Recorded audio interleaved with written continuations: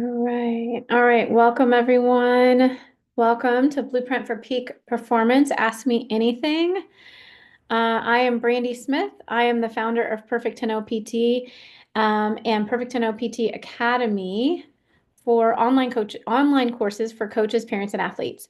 We have this every week, and we have various guests, and sometimes it's just me, and sometimes I'm answering questions. And in passing, I'm super excited.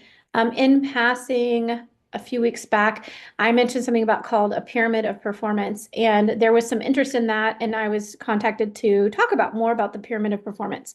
So we are going to talk about that today.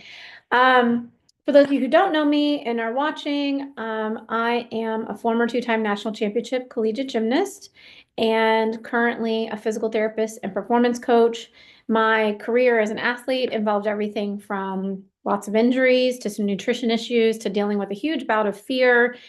And returning from all of that kind of created this whole foundation for who I am now and how I work with athletes, since I work with athletes all the way from recreational up to Olympic level athletes. And I'm not a typical physical therapist. The clients who work with me will say, like, Brandy is like the gymnast life coach kind of thing, like that. I look at the athlete as a whole athlete, an alarm system, a body, emotions, all kinds of things that go with that.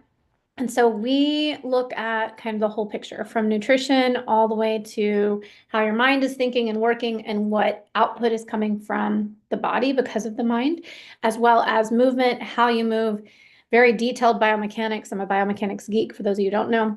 And anyway, so all that has come together to create how I work with athletes. So over the years, I've gathered lots of tools in my tool belt, and I have a lot of mentors. So I'm excited to have you guys here today because we are going to talk about the pyramid of performance and how to get your athletes to peak optimally.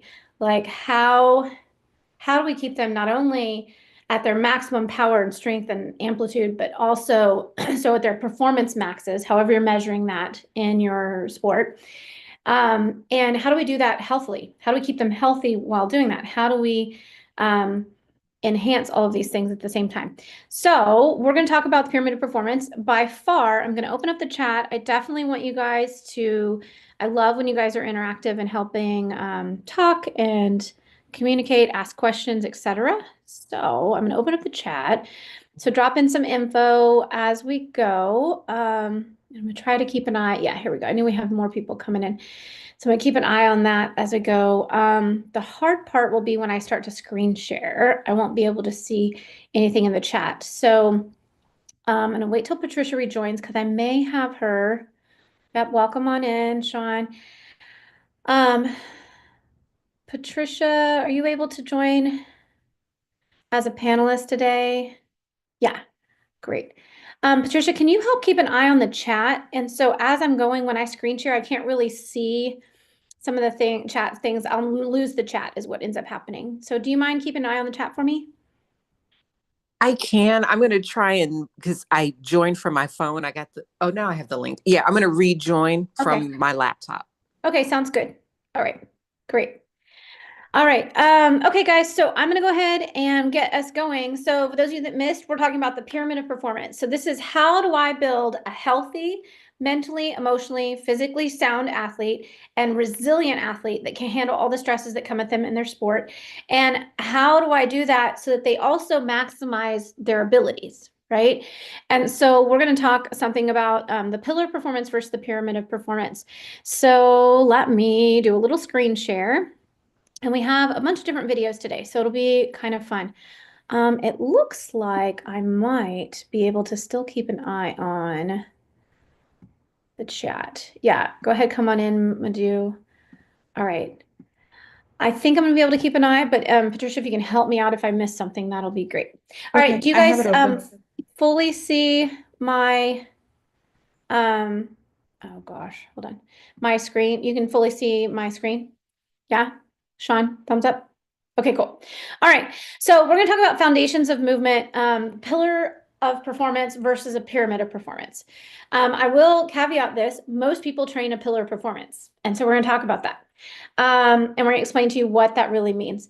So one thing that's really, really important to take a look at and to keep in mind when you are training your athletes is variability of movement. So if you just stop for a moment and you think, you go, okay, do the athletes get injured when they land perfectly and ideally? I can see Sean, so you guys can put a yes or a no, put a Y or an in the chat, because I'm just curious. Most athletes, when they get injured, is it because they land perfect? Yes or no? Just in the chat. Put a Y or a yeah, Y for yes and an N for no. Yeah, no. Everybody's like, there's lots of no's coming in. So it's like, no, of course not. They usually land a little off, right? And that is when something goes wrong, right? Everything goes awry.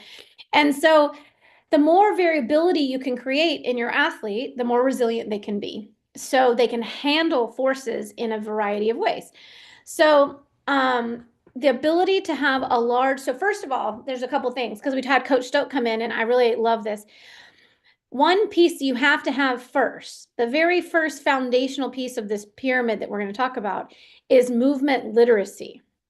So first of all, you have to know what movement is, right? So you have to know coordination, connection of your rib cage and pelvis, coordinating your arms and your legs.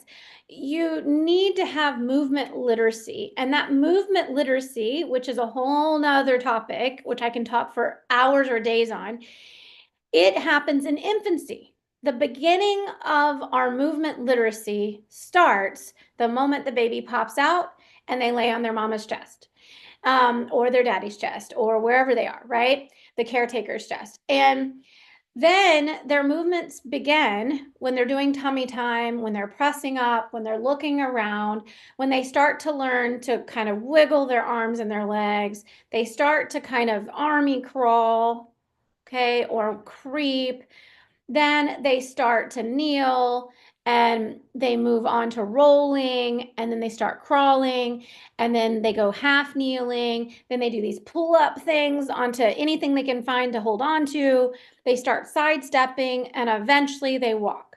Now, all of those developmental movements develop the beginning of movement literacy. Unfortunately, we have a large generation of athletes in our gyms that we already talked about the neural divergence, right? Many of them may have not had the opportunity to go through all of those milestones in the sequence. They can happen at any point. We'll talk more about that. That's a whole nother talk. Born to Move. My whole Born to Move program is about this. But they can go through these phases at any time as far as age wise. There's some general, ideas, but there's broad times that they can go through it. The key is that they go through the sequencing. With this rise in neural divergence, a lot of these young athletes either skipped some of these milestones, never had the opportunity to get them, or when they went through them, they were modified or compensated movements. And they didn't get a full completion of the movement literacy, right? So there's some pieces that we will talk about here later today of ways that we can incorporate this, a very brief thing into it, because again, I can talk about developmental movement for a long time, but we'll talk about some ways to help develop movement literacy with all ages of athletes, novice all the way up to elites.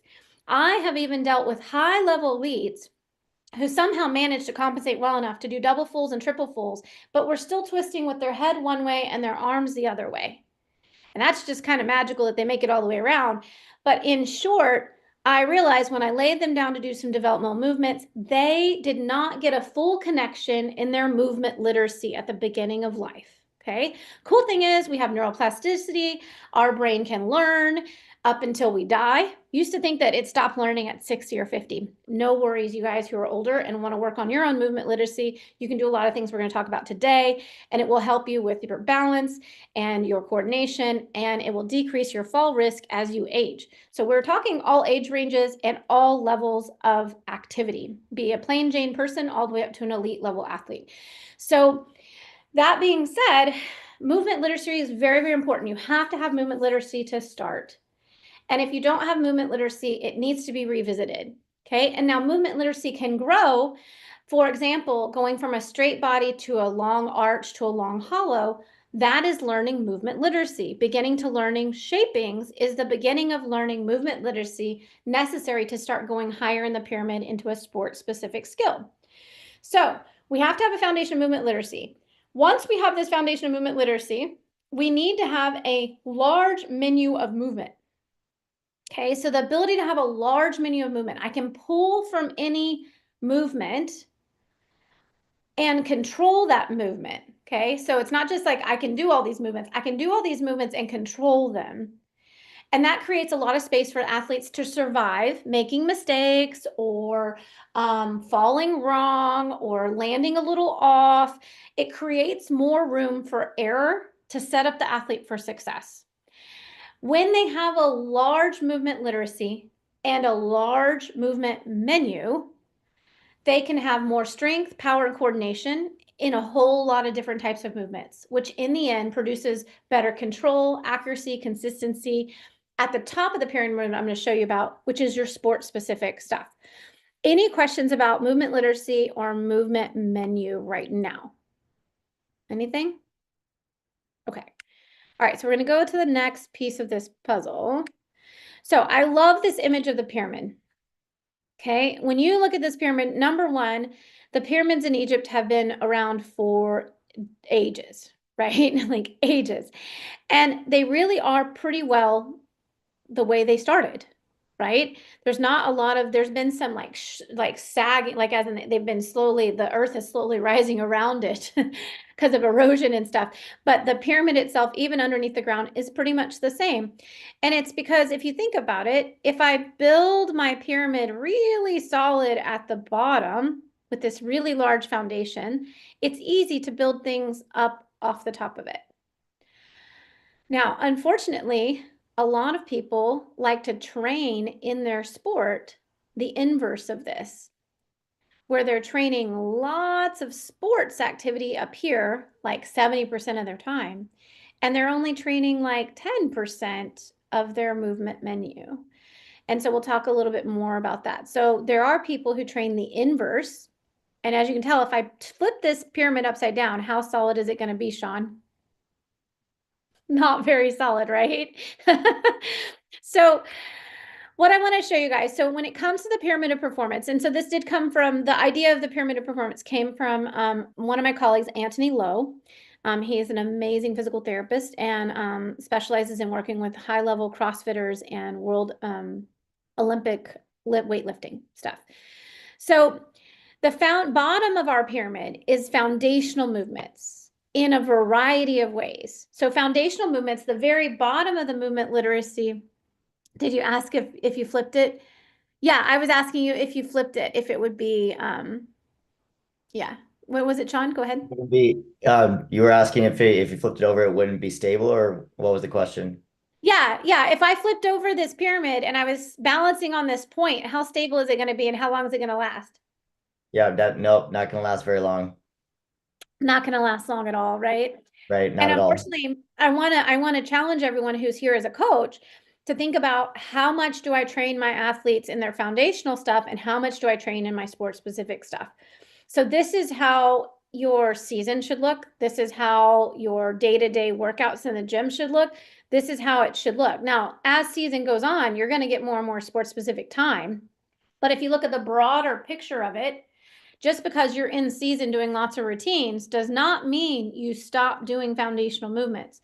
Matter of fact, if you spend more time in foundational movements, you will find these routines get hit much better. And I'll show you some examples of that in a little bit. But foundational movements. So the bottom little like first layer that's laid down is our movement literacy. And so that is all of our developmental movements, learning to crawl, learning to army, so army crawling, rolling, pressing up just our upper body, moving our legs with our pelvis staying flat on the ground. How many of you guys tried that? How many of you have your athletes tried? I call it like, I tell them that it's the zombie in the gravesite and they got to kick off the dirt to get out of the gravesite. And then they got to lift up their head to get out of the gravesite. And then we're going to army crawl out of the gravesite. That was my Halloween story that we went with. But like, these movements that I just went through, pressing up, army crawling, rolling, crawling, kneeling, pulling ourselves up from kneeling, sidestepping, right? There's a reason why almost every physical therapist, when someone comes in and is limping, they will have the most, okay, not every, most, even for total knees, when they go to retrain someone's what we call gait training, walking, they have them do sidestepping. And most of them have do sidestepping with weights or sidestepping with bands, but they have them do sidestepping. It goes back to that developmental pattern.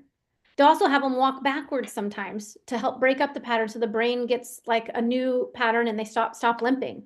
Everyone's seen someone who's had a boot on and they walk like they have the boot on like for 3 weeks after they got the boot off. There's no boot on their foot, but they're walking like they have a boot on their foot. So one of the important parts is recognizing that these foundational movement literacy things, they're everywhere. And sometimes they're sprinkled in places where people don't realize they're sprinkled in, like physical therapy.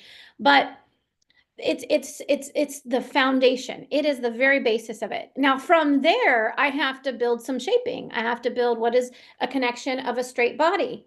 I have to build what is a long arch, what is a long hollow. I have to build squatting. I have to build moving my feet on the ground, like punching and heel raises. I have to build jumping, and I have to build, pull-ups and push-ups. And there are some foundational movements, right, that are movement literacy, the very foundation of it, the developmental movement stuff, lead us to, right? Because we crawl, we walk, because we walk, we run. And even though the CDC thinks that they can play with movement, I think they need to stay with disease. They think they can take out crawling as not a developmental milestones. There is a slew of research for generation after generation, up to recent research that says crawling is necessary for all the brain connections need to happen for the asymmetry, the cross symmetry that has to happen, the crossing of the midline of the brain when one hand is going forward and the other leg is crawling forward. So that cross action is necessary to run. So crawling is necessary, right? So these foundational movements, when you do them in a variety of ways, they build up to your drills and your graded progressions that you have to do to gain not only, if you think about it, when you guys are training as a coach or when your athlete is going through this as a parent, they're going through and learning foundational skills basics, like in gymnastics or in any sport, they'll say basics. We're doing basics, right? We're learning a forward roll, we're learning a backwards roll, we're learning a handstand. What they're developing is neural connections for the movement pattern, right? And you want to create a good foundation there. You're building a foundation on top of another foundation on top of another foundation, but you're getting more and more specific as you go. So here in the drills and the graded progressions, you are not only training the brain to create a movement pattern based off your movement literacy. If you don't have good movement literacy or good foundational movements like squatting and planking and all these other things, you're not going to have a great ability to work from. Your movement menu has shrunk in order to do drills. And now you have athletes that are uncoordinated. They've got their shoulders one direction, their pelvis another direction, and their head is going this way when their arms are going another way and they're twisting, or they're not finding connections, right? And so you have to build from this. And now what's also happening as you're building these foundations and variabilities, you're creating adaptations. So not only are you creating a neural thing happen, we have to look at the body. Like I said, I look at it very holistically. Our brain is making neural connections and new highways and pathways that we want to either integrate or get rid of. If it's a bad movement pattern and a bad habit, it's not, and when we say bad, nothing is bad. I should rephrase that, sorry. If it's an inefficient movement pattern, right? Or ineffective, like we've seen babies crawl that don't move. Have you guys ever seen that? A baby that crawls but doesn't move? Brienne or Carla or Patricia, because you've all had babies and you've seen babies. Yes. Okay. Patricia and Brienne said yes, right? That is an inefficient movement pattern that someone should help them with. Intervention should start with parents, which is my Born to Move program that's going to be coming out later. We need to teach parents what that movement should look like and how very quickly you can assist it. It is mind-boggling. The rate of neuroplasticity in an infant is so big, right? It's so big that if they continued to replicate nerves that quickly, they would become the Stay Puft Marshmallow Man by the time they were 20. And like, that's massive. So why I say that is that interventions, like I have worked with infants where I did one or two things. And then I told mom, hey, anytime you see that leg come out, just kind of give it a little nudge in, and bam, baby's crawling. Baby's across the floor. She's like, I wasn't ready for that. We didn't have the house, you know, she wasn't moving. She was still on the blanket we put out. And I said, good, go get the safety stuff. It's time. Like, so yeah, so up on hands and knees, but going nowhere. Yeah, exactly, Patricia. So up on hands and knees, going nowhere. Sometimes they'll do an army crawl with one arm and the opposite leg, or they'll do this side thing, but not actually progress forward. They're not propelling forward. So those are like ideas of the basic foundations of movement literacy that didn't happen. But when you get to an athlete, I love lining them all up and saying, okay, you might call them dino walks, you can call them bear crawls, but I ask them to bear crawl and I see who can get their butt down. And there's a bunch of kids that cannot get their butt down to crawl. They're just mountaintops. And I'm like, okay, bend your knees. And I show them and they still can't do it. And then there's a bunch of them that have one side that works, the other side doesn't work. And you're working from that to create any kind of drill into a handstand or running down the runway at some speed. If you have someone who is bear crawling on one side and the other side's lagging behind, how do you think their run's going to look? Brianne, Carla, Michael, you guys or Sean, you have a thought? They're going to be dragging that one leg. They're going to be dragging that side, right? You're going to see this rotation happening when they're running down. Yes, Carla, come in. Would that also be like, the W sitting? And then Yes. like when they start running, like their legs kind of then continue that W, like inefficient 100%. moving out? Yes. And see, this is also where education is. Now, there is some education where people know, oh, W sitting is bad, quote unquote, right? But yeah, we need to teach parents early on that when their child goes into W sitting, bring those knees in. And then that is a foundational thing once you bring those knees in, then they have to use their core and their hips to hold themselves up. Between the ages of 0 and 7 years old, when they're on their hands and knees and rocking and crawling, that is when they actually groove out the angle of their acetabulum, so that like the cup shape on their pelvis and their femur, the head of their femur, it actually should have in general a 10 to 12 degree angle inward. And if I'm looking at the pelvis down, a 10 to 13 degree forward, so that our knees just line up slightly straight forward or slightly in, little in. But that happens between 0 to 7 years old. So we want to not W sit between 0 and 7 years old and help them use their core and their hips and put them down. Between 0 and 7, the more you can crawl someone, the better their hip structure is going to be. Better your hip structure is going to be, the more solid your foundation is going to be, because you have a structure. The hip has so much mobility, and you think about gymnastics, what you have to do. Huge ranges of flexion, huge ranges of external rotation, big ranges of extension, which at some point you lose extension. You have to do the entire kinetic chain in the back. It doesn't just all come from the hip. But these huge ranges, and the hip itself has so many directions it can move. It's multiplanar. It relies a lot on its stability from its bony congruence.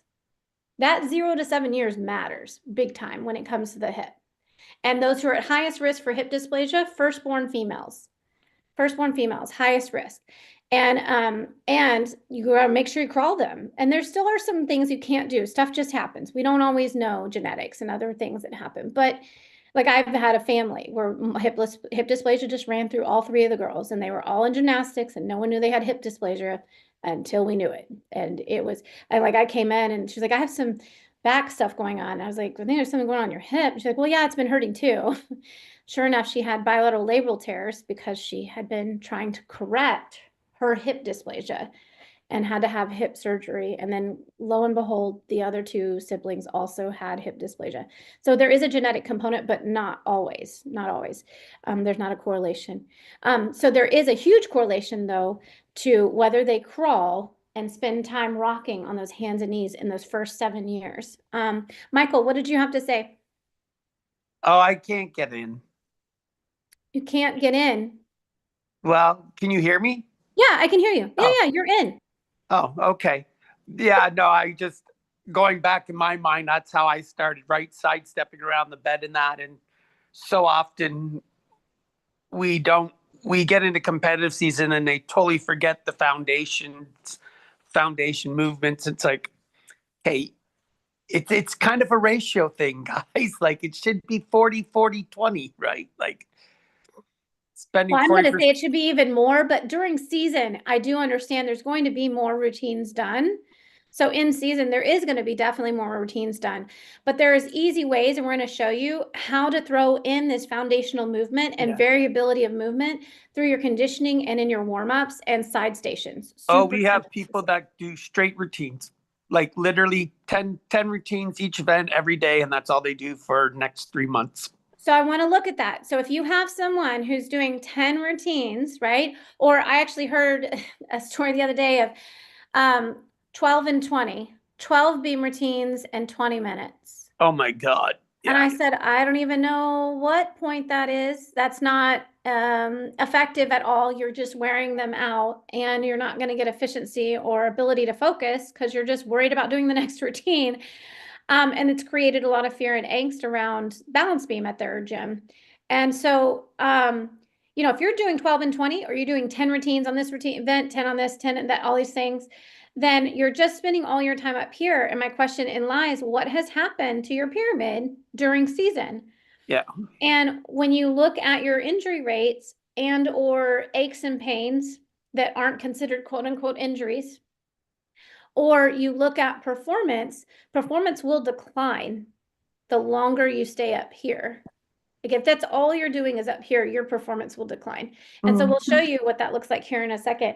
So you want variabilities. So we're going to talk about that, how to get variabilities in your graded progressions and your drills to help continue to allow a larger, just think about it, the larger the movement menu you can have at the base, the larger the movement menu you can have at your drills and graded progressions, the wider my pyramid is, the more room there is to create this nice top stone. I forget what it's called in Egypt, like, but they, you know, this nice top stone where you have sport specific skills. So example, I want to just show a quick example. I'm going to give a little heads up so you guys can see it. It is an Instagram, so it was a really fast thing, but I had an athlete who wanted to increase her vertical. Okay. And so I just want for a second in the chat, or you can unmute. I want to take a second also to catch up on some of these questions. Yeah.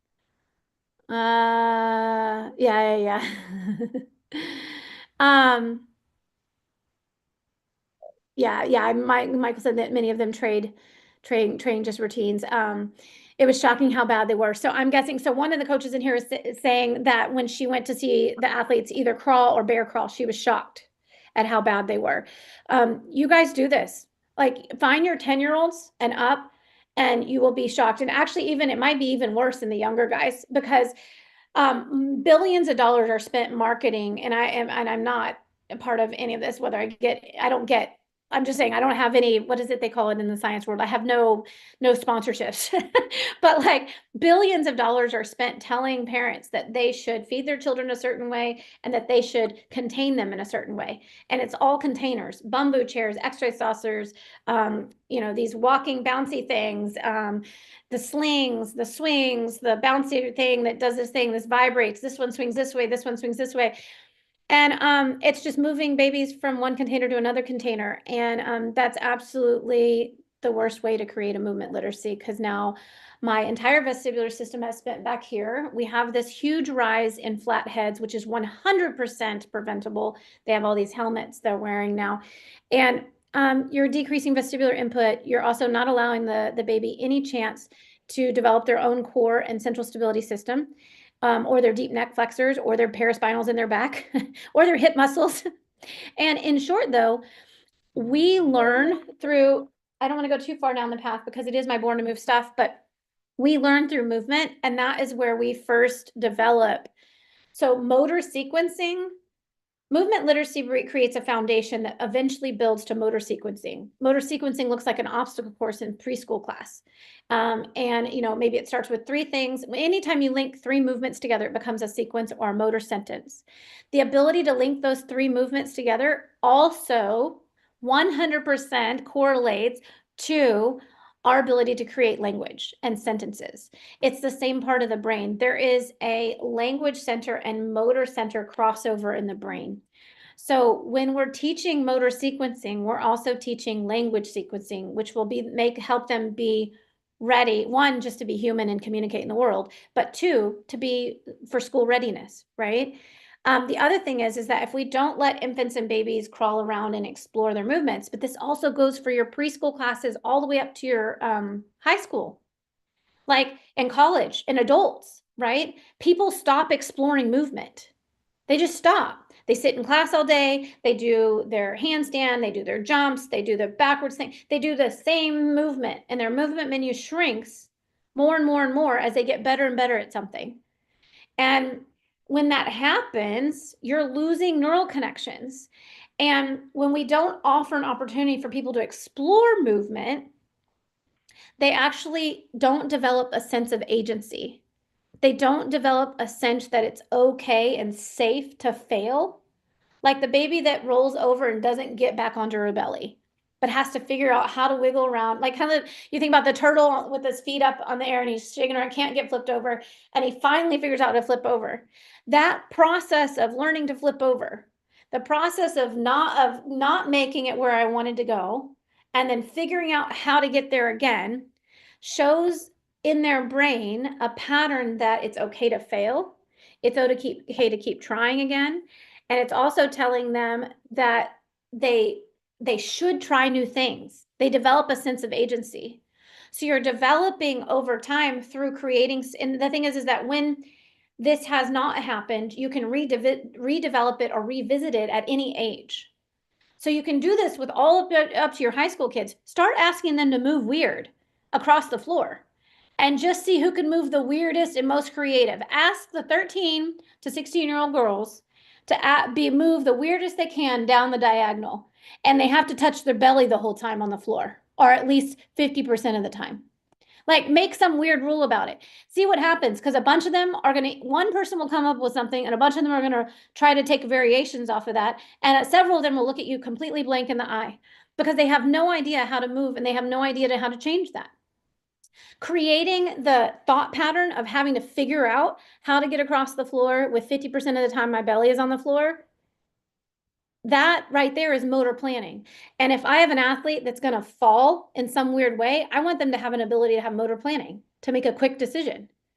So training motor planning is just as important as training high-level skills, because you're going to get better. Like, so if you're training something new, that's an example too.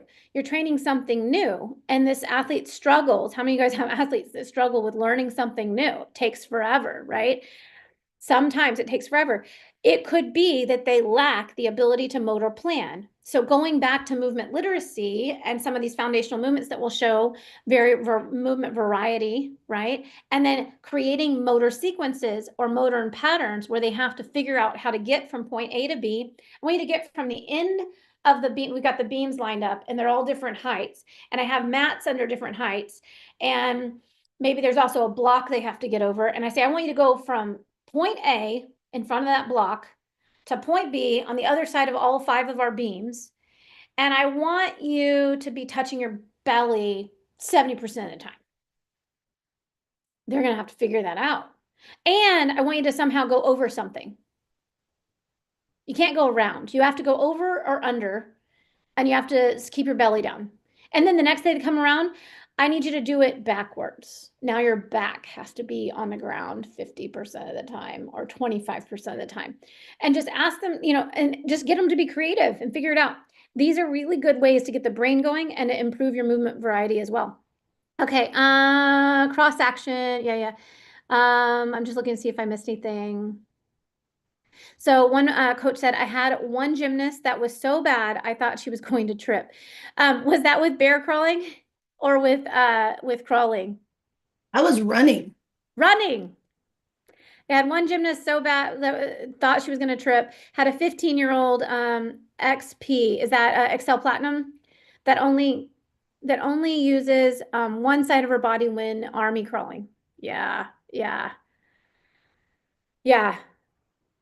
What was the cross action? Yeah, so cross action, it's cross sequencing. So it's the ability to do when you're crawling or even when you're running, right? The ability to have this arm is back, and as this arm comes up, this leg is coming up here. So as you can tell, this is crawling. So this movement where this arm's here is the same movement. Here, let me unshare my screen for a stop share. There we go. Okay, so I'm going to pin myself. There we go. So this action of running where I'm here, this is cross body, right? Cross body, which means I have to cross the midline in my brain. I'm using both hemispheres. And so that is the same movement as this. So me coming forward, reaching and pulling, and reaching and pulling, and reaching and pulling is the same thing as me reaching and pulling, right? And the arm should come back. So that's all connected. That's like the foundations of our movement, right? Okay, let me go back to screen share. So I had this athlete who wanted to increase her vertical. She's a volleyball player, and I've done this with gymnasts as well who need to increase their height, amplitude, and power. And I just want you guys, coaches, or even parents, what would you actually think of doing? You can unmute or you can drop it in the chat. If you were to train someone to get higher on their high jump, what would you want them to do? What would you think about training? Box jumps. 2 people said box jumps. Yeah. Yeah, that is a common one people use. Box jumps going forward, box jumps jumping off, jumping up onto a box, right? Yeah, I got 3 people for box jumps.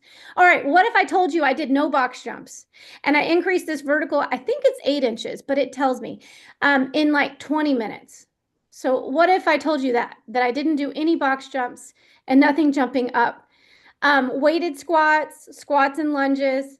One person said, wow, crazy. Another one said, wow. So here's the evidence. Let's just pull up, open the link.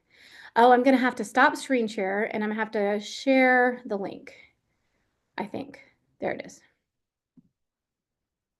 Okay. Can you guys see the jumping? Yeah. Okay, so exercise 1. I had her activate her brain with some vestibular work, following a stick, walking backwards. I had her do what I call monkey jumps backwards. So they're broad jumps with little bounces. Then I had her connect the broad jumps. She hated this. It was so hard for her to go backwards. I had her do backwards lunges. All of this was weighted, by the way. She's got about 30 pounds on her. And then I had her do weighted lunges backwards, looking up, which she struggled with. Look how hard she had to manage that. Then we also did backwards heel raises on her toes, just walking, not heel raises, backwards toe walking. So she stayed on her toes, no heels dropping, backwards. What you saw though, did you guys see her core kind of shivvy-shavvy around because she had a hard time controlling and managing the weight when she went backwards and her head was up? Then we did backwards agility work where we were on a ladder and I had her looking up because I'm trying to activate some stuff in the back of her chain, her posterior chain. And then we did some backwards jumping, like what I call ski jumps. And then we just did some cool little fun, challenging balance stuff with a squat, which was very hard for her. And I had her move the stick up because I'm trying to activate everything down here. So we increased her vertical by 6 inches in less than 20 minutes.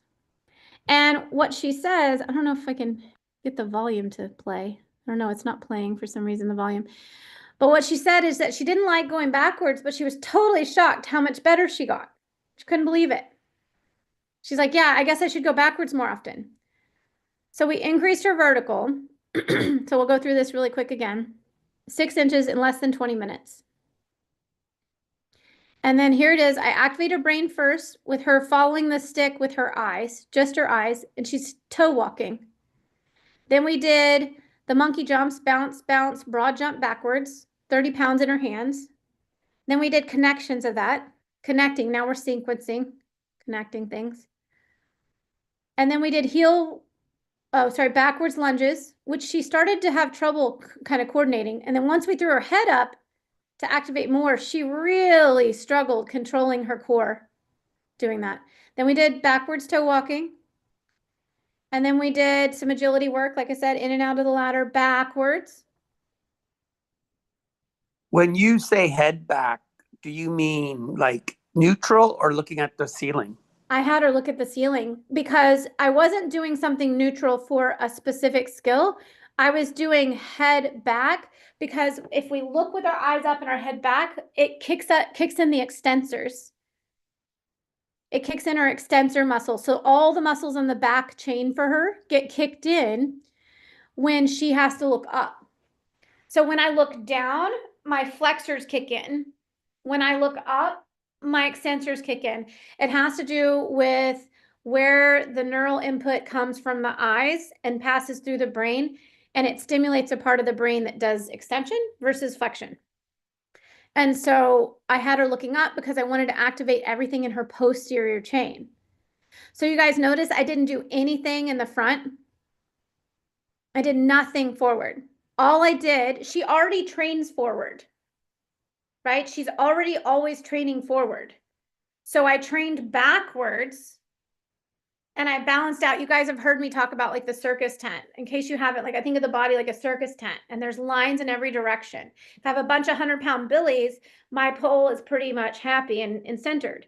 But if I have an 800-pound Bubba on this side and a 100-pound Billy on this side, my pole's going to lean to Bubba. So if she's always training forward, she's losing efficiency in their posterior chain. She never chains the other directions. So we trained her backwards and increased her vertical 6 inches in 20 minutes, literally. Time under tension. Yeah, go ahead, Michael. That's so interesting. Like I had so many problems when I was working on the vestibular looking back. Like I could track things, but as soon as I looked up at all, even with my eyes, with no extension of my neck, I got dizzy. I got lightheaded. And the same with backwards. I find backwards is way more beneficial than my forward stuff. Almost everything backwards is way better. If I have an athlete that is struggling, like they're hitting a plateau, and you're like over and over, straighten your leg, straighten your leg, straighten your leg, open your shoulders, open your shoulders. Their pattern has gotten stuck. So many times, if you just do the opposite, this is why sometimes, believe it or not, though they're disoriented, when they do something on their left side, it's sometimes many times better than on their right side because they don't have an ingrained pattern that has gotten tighter and tighter and more judgmental and all the things that come from the brain all the way down about their quote unquote dominant, well, I was going to say good side, but I would say dominant side is what I say. And when we do it on their wild side, instead of being their bad side, it's their wild side. We do it on their wild side, it's sometimes not so wild. And so this is why I think that everyone should do everything, both directions, all the way up until you get to this high level. You cannot be doing a double both directions. That's way too complicated. But cartwheels, both directions. Back walkovers, both directions. Front walkovers, both directions. Absolutely. Both directions. Absolutely. Like I try to do it until almost level 5, right? Like I think you should do basics always, both directions. Even if you're training a Yurchenko, you should be training a round off the opposite direction periodically. Like it needs to be a part of, they warm up round offs. Not that you have to warm up a Yurchenko on the vault. That's very skill specific, right? At that point, I'm running myself to the runway and I'm throwing myself into an object that's not moving. Please do your good round off and a good back handspring into the vault. But why not do a left-sided round off on the floor? Why not learn how to do a left-sided round off back handspring? You know, if they have a good round off, clearly, right? If that left round off gets good. But the more variety you can train, the better off their neural map is going to be. The stronger the neural map will be, the better, more room for error. Like all of those things are going to be better if you have a large pyramid. Now, this is where most people train a pillar of performance. I want to get a handstand, so I'm going to train all of my things. Now, what you notice is over time, if I put a huge house on top of one pillar, it's going to crack and crumble. There are less pillars in Rome than there are blocks and stones left in the Egypt pyramids. There's a reason. Biomechanically, much better. For some reason, my thing is not wanting to move. 1 second, guys. Let me hop off of this. There we go. Okay. So an example of this is you condition in the same movement as the end goal. You stretch in the same movement as the end goal. You do drills specific to the end goal. You do skill breakdown or parts of skills specific to the skill. Now, that being said, you cannot have someone do a back handspring if they haven't done a bridge and can hold themselves up, right? So this is not saying, hey, throw out your skill ladder progression. No, this is saying in addition to your skill ladder progression, throw in varieties of movement that lead towards your skill. So let's go through some examples. How much time do we have? And we've got like 14 minutes or something. Okay, I want to spend some time. I don't want to go into this tension to task. We'll talk about it. Well, yeah, okay, I'm going to have to go into it. So tension to task, let's do it.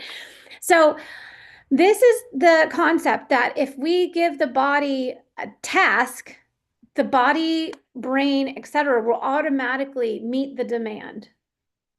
Unless the task becomes so great that there's not an adaptation to support the demand. So if you stand upright, no one has to tell you, hey, squeeze your butt, squeeze your core, hold your calves tight, and don't fall over. You just know that there's gravity, you can feel it, and your brain automatically says, I'm not going to fall over. And there are lots of adjustments that happen all up and down the chain to make you not fall over. So this is an example. Anthony Lowe, we worked a bunch of performance clinics together, and he's testing one of the coaches. And he's going to show what tension to task is. And I'm hoping that the audio plays. You guys let me know if the audio does not play. I don't see anyone, so just put me in a chat. Someone put like a Y if they hear this. Do you guys hear that? I have no control. Do you guys hear that? Yes, I heard it. Okay. Thank you, Patricia. So he says, I have no control. Okay, so then we're going to redo the test. Try again. Well, come on, squeeze the power.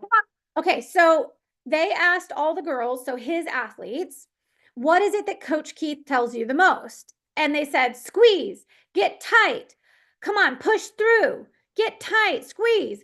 And so they're yelling at him to do all of those things. Get hollow, squeeze, get tight. Get hollow, that's another word. Come on. And he's trying it. All the girls are laughing, but listen. Okay. No. So he says, that's hard. That's hard. And Anthony is just pushing him over very easily, and he's working hard. Now watch what happens. Anthony, I'm going to shove you as hard as you can. Don't let me. That's all I want you to think about. Ready? Go. First of all, anyone notice how he sets up differently? His entire chain is in a different thing. And the only instructions they've been giving to him is, I'm going to push you hard. Don't let me push you over. I'm going to push you hard and push you over. Don't let me push you over. Push.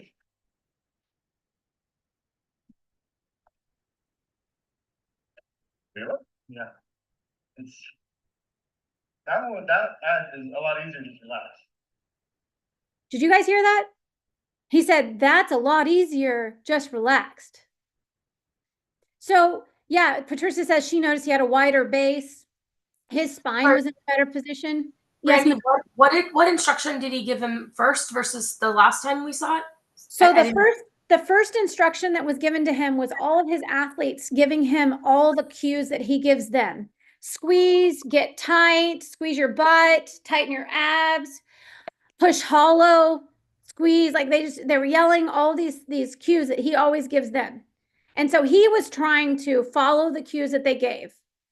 Squeeze, get tight, push hollow. right? Okay, so that guy didn't say, I'm going to push you over or I'm going to push us No, hard. not the first test. The first test, it was all intentionally the criticisms or constructive feedback or coaching cues that are given to his athletes. And he made those corrections. And then he was very weak, easy to push. I've done this with lots and lots of athletes, and it's the same thing every time. And Anthony, on the second round, where Keith was strong, where the coach was strong, Anthony says to him, I'm going to push you over hard. Don't let me push you over. And so Keith automatically adjusted his body, which you guys saw in a different way, right? His Patricia said his base was wider, his spine was in a different position. But no one cued him to do anything. They just said, I'm going to push you hard and push you over. Don't let me. And his body naturally adapted to the best, most efficient way for him to not be pushed over by Anthony. And so what this is an example of tension to task. You give the body a task and say, hey, don't let the task win. You win, right? Don't fall over. Don't hit your head on the ground, right? And the body will automatically do it. Now, what he just said was, it was easier when I just relaxed, which is what he felt like he was doing when he matched Anthony and did not get pushed over. So he says it felt like it was easier. So's landing. So's everything else. Now, what you're seeing as a coach and what you see in your athletes is that when you land and you're sloppy or you land like this or, you know, whatever, you have to stop doing that. I'm not saying don't do that. I'm not saying to do that. Then relax, right? So that's squeezing the bottom. So Keith said, so without squeezing the bottom. This is true, especially when he's talking about landing. If you're squeezing your bottom and you're not letting an eccentric contraction happening where the glutes have to lengthen and let go, lengthen, or they spread the load of the impact, you're coming from tumbling 20 times your body weight, 14, 12 times your body if it's a round back handspring back tuck, and you're landing at a stop, you have to spread that load. And if you squeeze, you're not spreading the load. The ability for the muscles to let go helps to absorb that, especially on a squat. But when he was pushing, right? When he was pushing him, he's saying that when he pushes him, he actually felt easier to relax, but yet he was stronger. So this is an interesting concept. We have a lot of what we call co-contractors or people who are overworking. And if every muscle has a force vector, which we do know that in my whole, like we have a whole biomechanics, there's a whole science on force vectors of pull of muscles. But each muscle has its own line of pull at its own amount of force based on usually the size of the muscle, number of fibers, etc. That's the science behind it. But in short, if I'm pulling a little more here and I'm pulling a little more here and I'm pulling a little more here, I'm fighting myself and all my power is going towards fighting all these muscles. Whereas if I just do the thing and not let the thing win, right? Do a handstand, don't let my head hit the ground. Be tall, right, in my handstand. Everything lines up. But when I'm trying to work really hard to hold the handstand and I'm tightening my hip flexors, now my back muscles have to work. Now my core's off. Now my head is out to balance it out. And all of a sudden we have a handstand that is no longer a straight handstand. And so part of training variability of movement is the ability to handle tasks at varieties of ways so that the brain has an experience to pull from on what is the most effective and efficient way to move. And if I don't happen to be in that perfect ideal way, I can save myself and survive it with the force. I can survive the force in a weird way. Come on in, Patricia. So is it a matter, I just watching that and hearing your explanation of it made me think of the fight or flight response. When Keith didn't know what the object or the purpose of the push from him was his body tensed up. Like he immediately like got tight, tensed up, and then he's hearing the girls, yelling what he says in the gym of, hey, get tight, stay tight, that sort of thing. When he knew, I'm going to try and push you over, he was able to, his brain was able to connect with his body to say, okay, what do I need to do? What does my body need to do to prevent him from knocking me over? So if you snuck up behind me and tried to push me over, I would immediately tense up, which is Well, going to be a so different reaction of you coming at me. And I'm like, oh, okay, you're trying to push me over. I'm going to think about what do I need to stand? Where do my hips need to be? Where do I need to put my back? How can I do this without getting hurt? Because I'm mentally thinking of the response as opposed to this fight or flight reaction of, oh my gosh, just So stay up. you're on to something there, but you're also the part you didn't see before this is Keith knew he was going to be pushed. There was no fight or flight response in that way. Okay. He already knew that they were going to push each other. Like that was the instructions before this all started. Matter of fact, this was his second test. I got the video camera out for the second test. So the one where he pushed him over was the second time he had pushed him over. Okay. And what he was doing though, so where we are scientists at heart, both Anthony and I, is that it wasn't about fight or flight. He both times he knew it was coming. It was different though, Patricia, what you said was accurate, that his preparation was different. In that his preparation the first two times that he got shoved over and was weak, his preparation was to think, squeeze your glutes, tighten this, squeeze that, be in a hollow. His preparation was triggering movement patterns that he thought were needed to be strong. Do you follow? All the girls gave him Yeah, absolutely coaching tips. follow. Because now I'm thinking of all the times I've been to the gym, sometimes with Coach Keith, with my own gymnast, and hearing those same cues of, practicing the stick off the beam or practice whatever, Squeeze your butt. landing off Squeeze your bars butt. and like stay tight, keep your glutes tight. And yeah, there's something about keeping your muscles tight, but then knowing when to let that distribute through your body so you absorb the impact. Yeah, so a couple things. We know that when they do EMG studies and we say squeeze your butt, no one does it. I mean, there might be a percentage, but like statistically known, when you tell someone to squeeze a certain muscle, no one isolates. It doesn't happen that way. And so, and the body doesn't work in isolation. So those techniques and coaching aren't effective ways to coach, to give techniques. So if that makes sense, and I may be upsetting someone right now, I'm sorry, but the science says that it's not. And the more effective way is imagery or tasks. Both work very well. So you'll hear me ask an athlete what an image of a shape is that they want to be in, and they'll say a pencil. Go, hey, great, be a pencil. Show me what your pencil looks like, right? And if they're off on what their pencil looks like because their motor map doesn't match up with their proprioceptive map, right? Their visual map of what they think is happening is not actually what's happening, then we need to start bridging that gap by showing pictures and video. This is actually your straight. Is it straight? And they go, ooh, no. Okay, great. Lay on the floor. Let's find straight. Can you feel the floor? Where's your rib cage and pelvis? Now I want you to push into these bands or push into the wall and push into this mat. So you can really feel what straight feels like. Now let's put you into somewhat straight body position where you're in a handstand. Because now they have a map. They have to have something to compare it to. So the task, right? So you guys see me do a lot of band work because the task is the band. The body has to respond to the band. And that's the reason the bands work so well.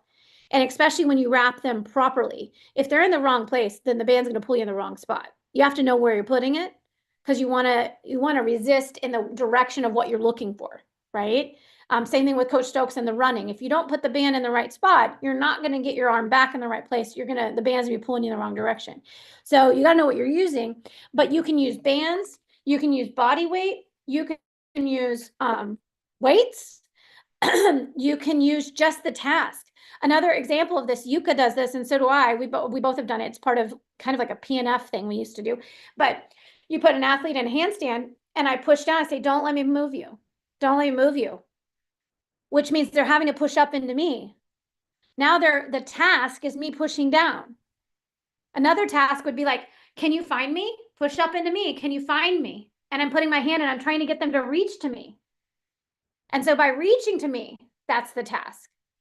And we do that with shoulder stuff. We'll do that with bridges, all kinds of things. So there's a lot of ways to activate this tension to task, but it's more effective. And that's the thing that's really interesting though, is that over tightening things is more detrimental than just getting the body to adapt to the task at hand. Overdoing and underdoing will not be efficient. It's to meet the task. Back to like Jerry George's stuff about the sport specific training and the adaptations that we're talking about with the runner. He met his task at hand that day for as long as he could. So if you over contract and overdo the task, you'll actually create weakness because your force vectors are fighting each other in the muscles and you're getting nothing but compression in the joints. So if I contract muscle A and muscle B, and this is my joint, A is on one side, B is on the other side, my joint goes like this. Now I have no mobility. If I have to go and push, I don't have any mobility to push off in a full plantar flexion to get at my height. So now I've lost power. If I'm absorbing, I have no ability to absorb. Now I'm going to move that power backwards into a step. So if you underperform to the task, you're going to hit your head. You're going to have bent arms. You have bent legs. You won't have height and amplitude. So if you're on either continuum of the bell curve, I guess the best way to look at it, these outliers are not going to get you efficient and optimal effective movement, which means you're not going to get your greatest outcomes. And both directions, the compressive load and then the floppy everywhere, puts you at higher risk for injury. You want your athlete to be in the pyramid up here, not on the outskirts. So if you just meet the task at hand, then you're gonna be golden. What we can do, if you guys are interested, because I have a whole slew of how to warm up and bring in this movement variety so that you can train movement literacy and increase your movement menu through practice. And then we have a whole slew of videos on how to do this easily as part of your stretching, your warm-up, your conditioning, stretching, and stations. So easy ways to just sprinkle it throughout your workout, regardless of whether you're in season. And I do get it. In season, there's only so much time you may, okay, I'm getting a lot of yeses. Okay, good. So prop in another yes. I see a couple more yeses. I want to make sure that more people are going to show up next week. You got to be here next week to help me. Okay. I don't want to be talking to myself with these. We've got lots of videos. We'll talk about jump training, how to create variety and variability in that. So come in next week. We'll spend next week to wrap this up because I think it's that important. So I'm going to go ahead and hop off for a second. But this tension to task, I did want to talk about it because it blew my mind. Anthony and I did this stuff pre-COVID, and that's an old video. And it blew my mind the first time I realized, and I was like, why? Because I grew up being coached. Tighten that, squeeze this. And even in the original physical therapy world, little secret, in July, I will have been practicing my profession for 20 years. And that kind of blows my mind. But 20 years ago, they were saying some of these things, right? And we do have a place for tapping things sometimes to give proprioceptive feedback. But the idea of anything being contracted in an isolation, the way that we used to think that it happens, is totally not true. It's been completely debunked. And so it blew my mind, this tension to task. But it's really, really important because when you see, so now let me give a little caveat. I am not going to take my on the borderline Ehlers-Danlos or hyperflexy kid and say, when you land, I need you to completely relax because they will land in a puddle on the floor. But if I say, when you land, I need to hear it to be soft. And I want to see you really, like your legs should land about like you're sitting in a chair. And I say, go sit in that, like there's a block over there. Go sit on that block. Now put your arms out, lean forward, put your weight onto your feet so that you're just hovering off that block. That's how I want you to land. I want you to own that. Don't let it collapse to the floor, right? So their job is going to be truly tension to task. Tension to task is still going to bring them on, but I'm probably not going to use the word relax with my hyperflexy athlete. Thank you so much for coming, Patricia.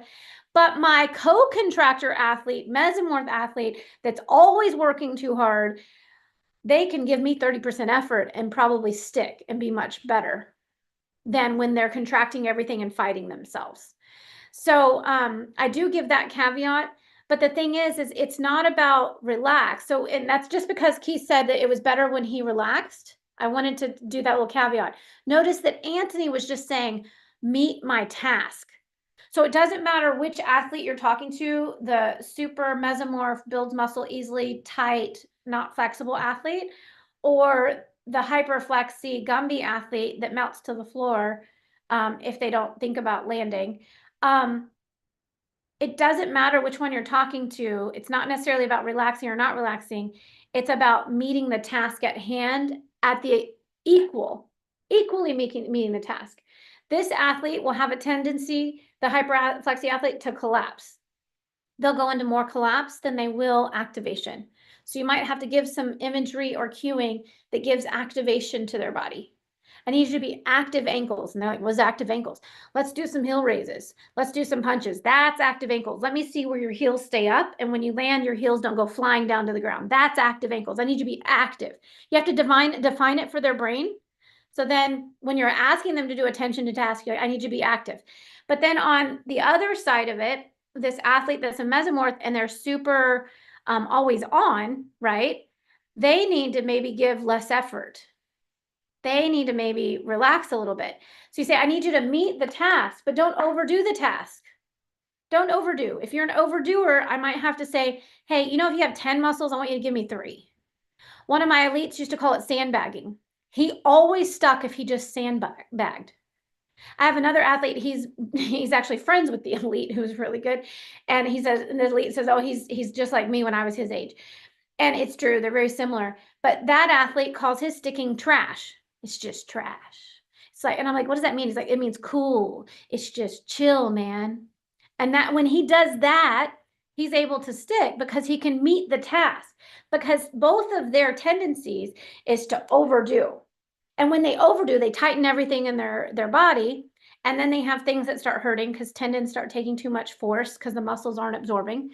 Or they step one way or the other. So they don't get the outcome they want at the top. So they had to learn. And the thing is that these athletes, though, both sides of the coin, down here in that variety of movement and the movement literacy, back to the pyramid, they will struggle with those same things. So if I take a hyperflexy athlete that has a tendency towards collapsing, many times when I go to put them on the floor to just do a press up and come here, they're hanging out on their elbows, trying to keep their elbows locked. They're hanging out on their pelvis flat on the ground, and they're not really pushing. I'm like, I want you to be active, push the floor. And they're like, well, I am pushing the floor. It's like all locked out. I'm like, no, I want your elbows bent. I want your tummy connected. Like I want this rib cage pelvis in the same zip code. And now push and do a little push in your legs. Active, be more active. So I have to teach them a little bit to be active in the literacy part. And if they don't, whatever movement issues they have in that movement literacy and that foundation part, it'll show up further down the chain. Carla and Brienne or Sean, have you guys seen that? Where you've seen like movements have problems? Well, what do you guys already said something about the running?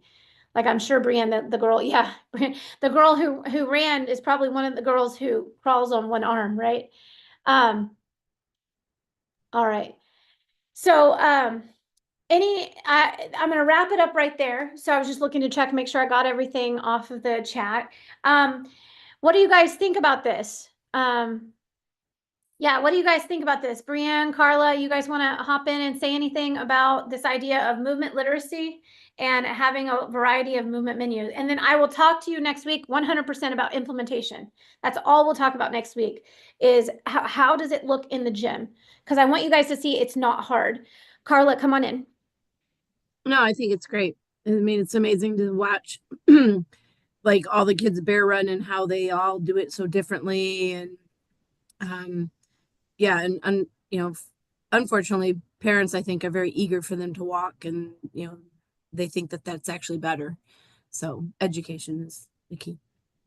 I'm really glad you brought that up, Carla, because I actually do want to take a moment to caveat, early walking is not good. Like we don't want early walkers. So anyone who walks, so firstborn female or any female that walks before 14 and a half months or is at higher risk for hip dysplasia, much higher risk for hip dysplasia. So 14 and a half months is where we want to push, especially the females, towards walking. But we don't want early walkers. Walkers walking at 10 and 12 months, their hips are not in their right place. Their center of mass is not in the right place. Their connection with their core is not really good. So really, it's important and it's hard. I tell you, I took everything out of my house practically because my daughter was like ready to try to walk, and I was like, firstborn female, down you go. So I started getting balls with lights and throwing them down the hallway, so she had to crawl down the hallway. I had to make it very interesting to keep her down for the last 2 months, because she was wanting to walk. And it's not bad that they explore it, but us promoting it. And another problem we have is when we hold their hands up and they're walking, and don't feel bad if this happened for anyone. It is common, and it's been highly, I don't know what the word, mythed or pushed. Like, we're in a society where faster, better, sooner is good. And we have to ask ourselves, when it comes to education and all these other things, do we really need to push our children that early? Are they developmentally ready? Because we don't want them to skip the milestones. You want the emotional. There's a reason why when you have a genius, that some people hold them back a little bit, because their emotional centers are not connected with their intelligence. And if you can bridge that gap a little bit more, they're going to be more successful. So if we push our athletes and our children, so holding their hands and helping them walk is actually creating a center of gravity that's not normal, and it creates weakness in their hips. So letting them progress at their own pace with proper foundations, and this goes for everything: thinking, speaking, language, social interactions, all of it. And it all starts with movement. The very first place is movement. That's why the baby's running around crazy inside your belly. Firstborn media. Oh, yeah. So Madhu, in the science, and they haven't really figured out why, there's thoughts about the uterus being smaller and the body not being ready. And so the baby's in like a tighter compartment. But for whatever reason, firstborn female babies are at higher risk for hip dysplasia, for their hips not developing in a way that allows for their hips developing in an abnormal way. And whole family was early walkers, 11 months to 12 months. Yeah, we really want to push closer to 14 months. And even if they're walking into 16 and 18 months, that's okay.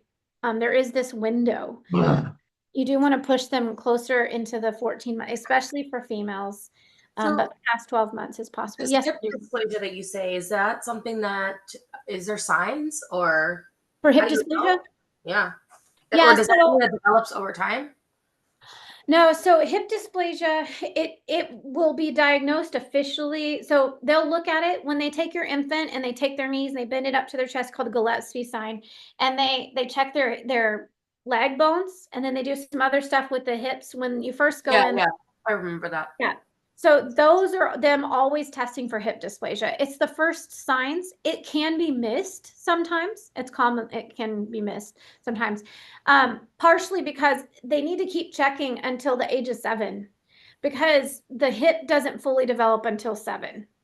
The bones are soft, and they're actually, with that rocking and crawling, they're grooving out their center and finding, because the femur actually comes out kind of straight, and the acetabulum also comes out straight. And then when they start to rock, there's an angle that develops.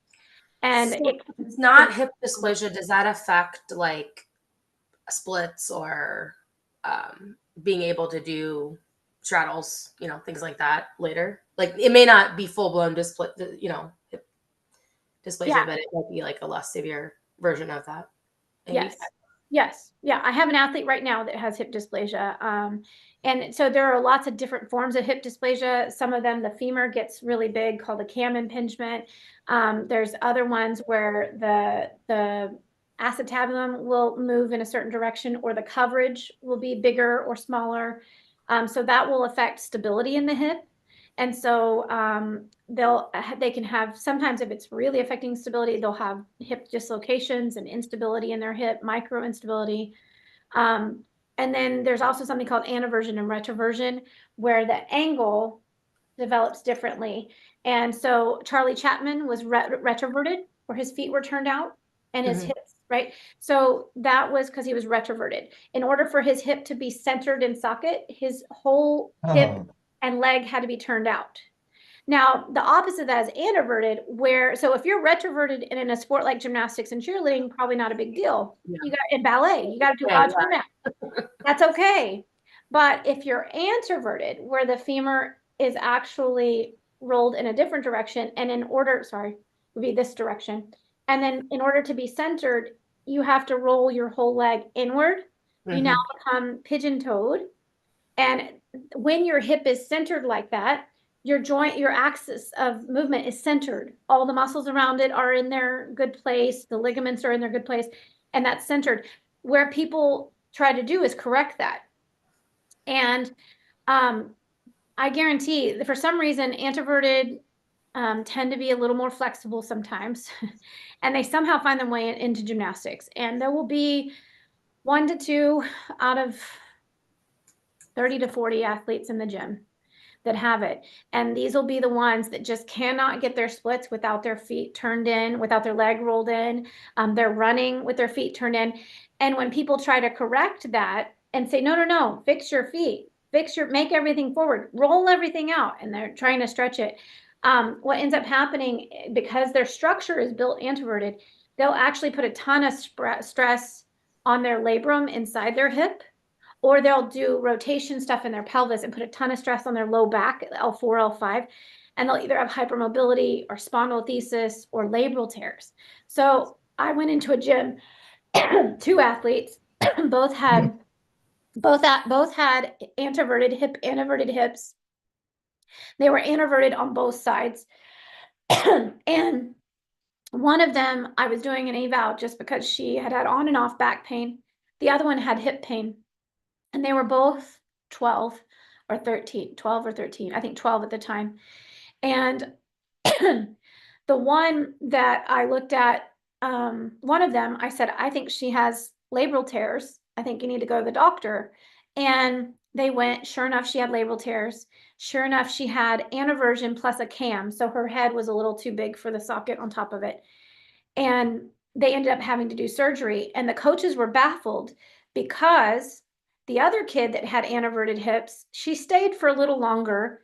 And I told her, I said, she was like, I really want to stay till I want to go, like, I want to finish this out. And I was like, I'll ride this ride with you, but it's not necessarily going to be easy because you're going to have to always take deductions. You're going to have to allow your hip to turn in. Every time you learn something new, you're learning it and seeing everyone else learn it with their hip turned out. It's going to be a hard movement pattern. We have to change it every time.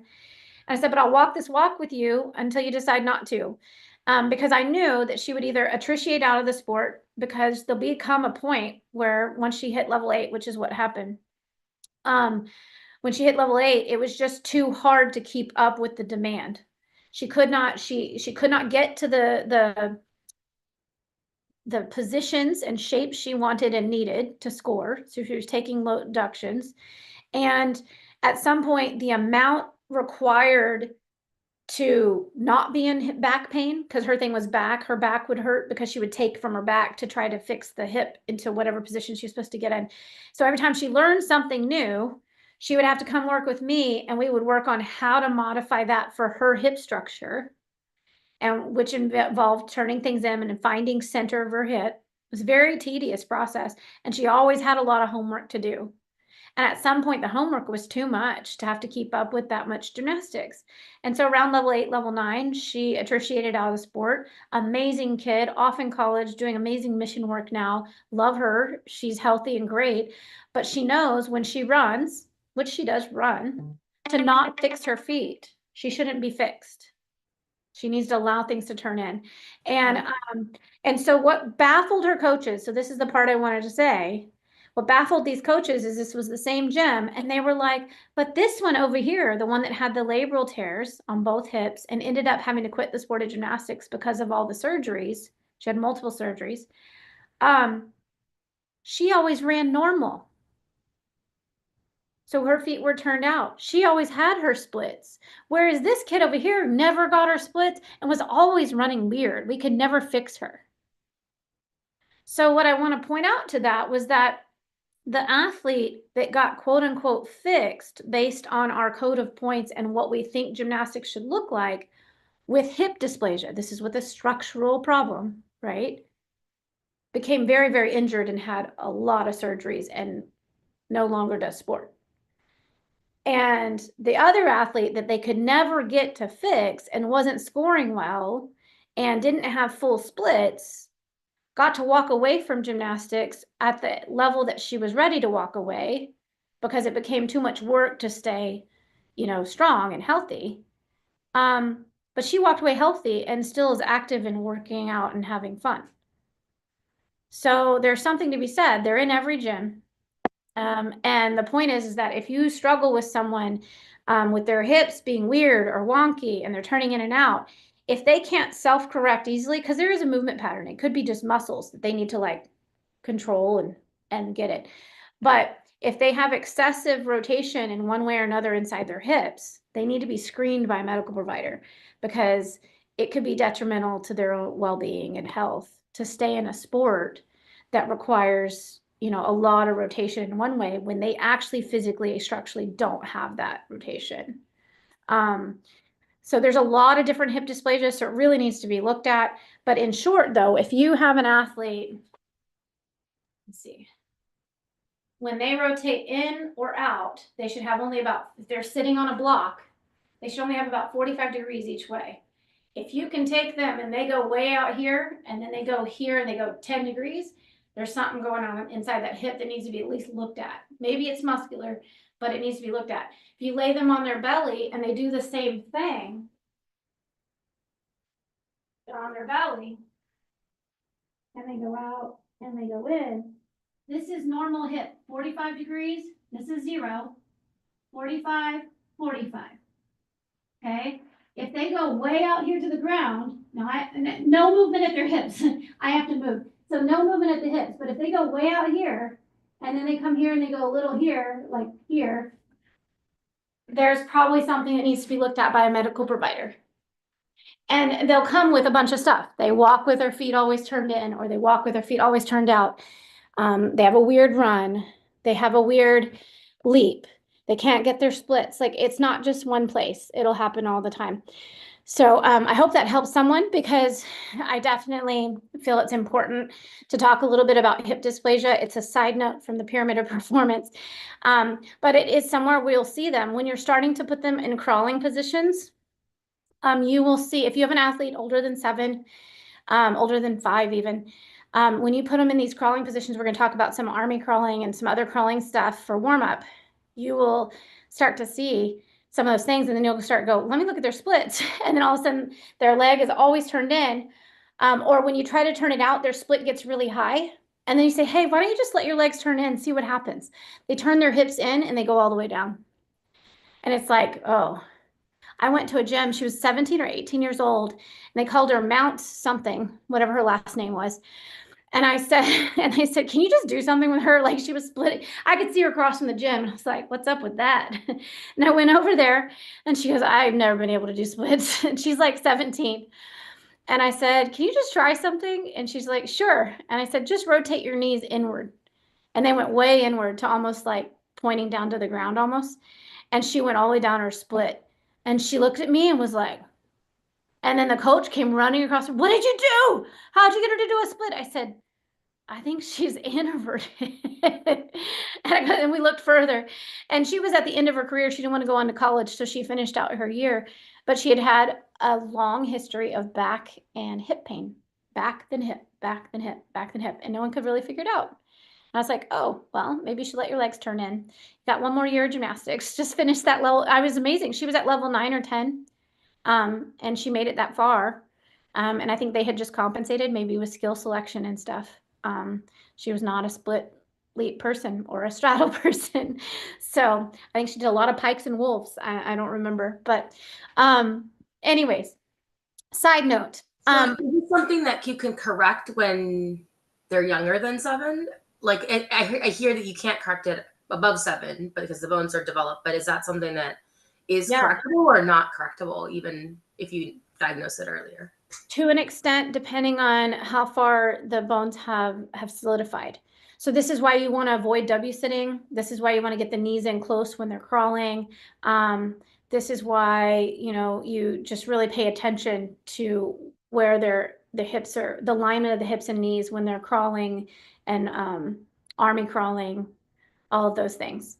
So yeah, you can help promote it to move in a better way. If the dysplasia parts have already kind of started, they'll do imaging and other things, and sometimes they will have to do surgeries and interventions early on. It is better to do those interventions early on. But that also creates an issue in the movement literacy. So I have an athlete right now who has a CAM, but also she had hip dysplasia when she was very little and had surgery in her hip to move her femoral head.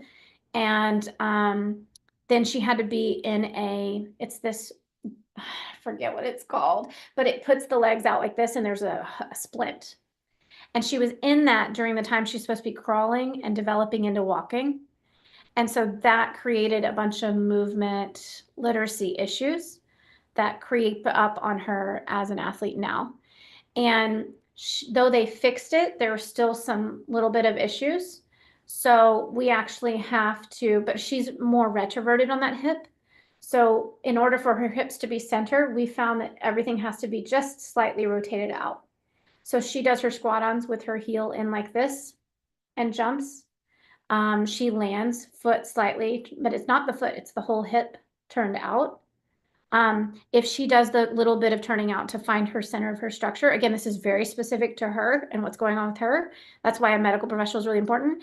I help her along her whole journey, but we're still adding and revisiting movement literacy constantly, going back to army crawling and crawling. And when we do that a lot, her gymnastics skyrockets. Like she got like 10 new skills this summer. She got her giants, cast handstands, free up handstand. Like she's got a bunch of skills, back handspring on beam now.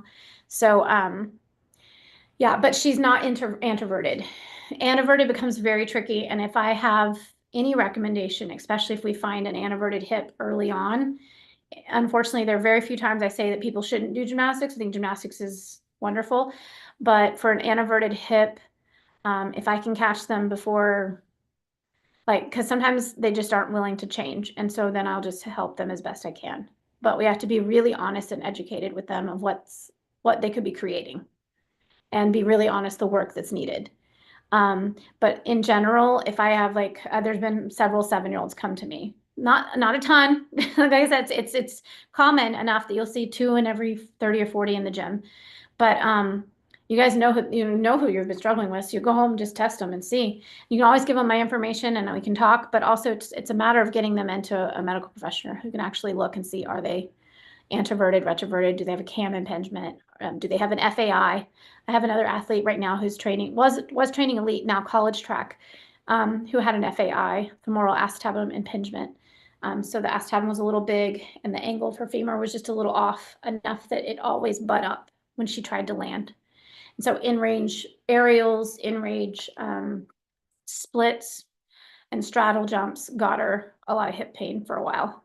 But she had surgery and she's doing really well right now. So it just depends on what's going on.